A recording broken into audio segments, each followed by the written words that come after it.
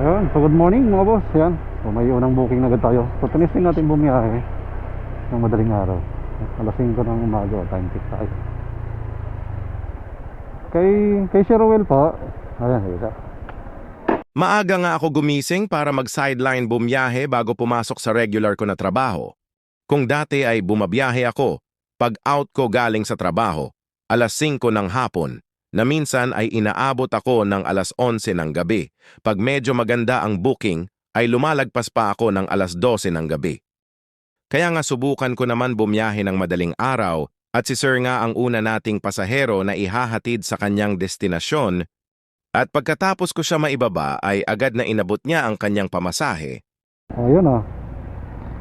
So dito na tayo sa may Sampaloc. So ilang minutes lang. Halos 15 minutes. Ayan, so naibaba na natin dito si Sir. So 80 yung pamasahe ni Sir.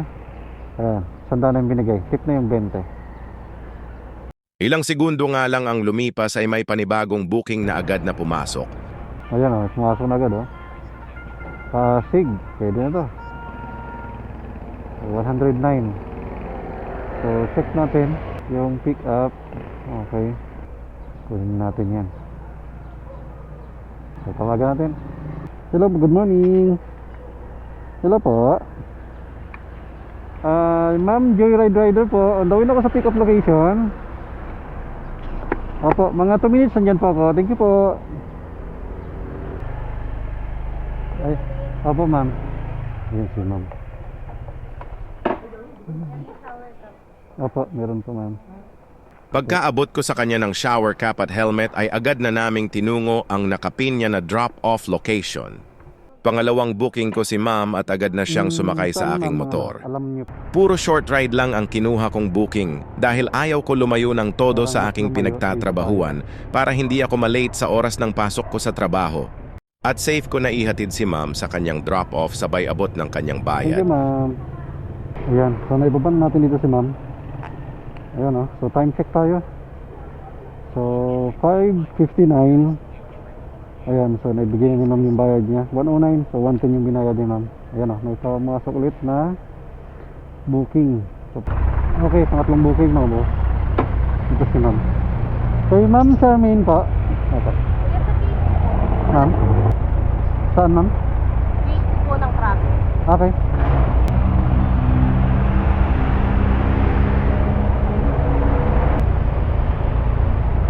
Pangatlong booking ko mga boss ay papuntang gate 2 ng crane. Naisip ko na pulis ata tong pasahero ko hahaha. Okay, EDSA tayo. Sige ma'am, hawak lang po. Dahil malapit lang ang drop-off ni ma'am ay agad naming narating ang kanyang destinasyon. Sabay abot ulit ng kanyang pamasahe. Yan, so naibaba na agad natin yung ating pangatlong pasahero mga boss. So yung pamasahe dapat ni ma'am ay 75 pesos lang. Tapos nag-tip siya ng 20, pero 95 lang dapat. So 100 na yung binayad niya. So nakatip tayo ng 25 pesos. Okay, complete trip natin. So time check tayo. Ayan, 6:20 ng umaga. So nakatatlong trips na tayo. Sa tatlong complete trip ko na halos 1 oras at 20 minuto ay may pang-almusal na tayo na 300 mahigit. Ayan o, so nandito tayo sa may National Headquarters. Yan, sa Philippine National Police. Yan, sa Krami. Yan, so ito pala yung gate 2. Okay, so yun, may pumasok na agad na booking. Nandito na sa may Krami. Dito siya sa may Green Hills kabila. So 950 meters yung distance niya magmula dito sa atin. So punta natin yung pick up location. Pang-apat na booking. Okay, so nandito na tayo sa pick up location natin. Pang-apat na biyahe. National.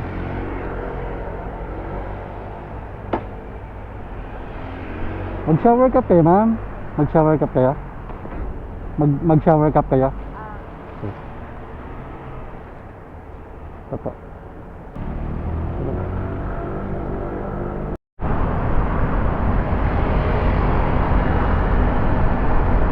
Pagkababa ko kay ma'am ay tinulungan ko siya para alisin ang lock ng helmet. 70 pesos ang pamasahe ni ma'am, pero 20 na lang ang kinuha niyang sukli at tip na yung 10 piso. Hawak lang po. Okay naman. Sige ma'am. Okay, ito na si ma'am pang 5 booking natin galing Kalentong papunta ng Makati. Short ride lang ulit ito mga boss. So na-drop off na natin si ma'am. So galing Kalentong hanggang dito sa may Makati. So 77 yung pamasahe ni ma'am. Yan. So 90 yung binayad ni ma'am. So may tip tayo na 13 pesos. Diba? So may pumasok na booking punta din ng Legazpi Makati mga boss. So medyo malapit, pwede na yan. Ayan, so ito na si Sir. Sir Brian po na. Last na booking ko ay si Sir. Bali simula alas 5 ng umaga hanggang 7:30 ng umaga ay naka-6 na complete trip tayo. Kumita na tayo bago pa makapasok sa trabaho. Mga boss, pagkababa ko kay Sir, ay dumiretso na ako sa aking trabaho. Salamat sa panood at ride safe sa ating lahat mga boss.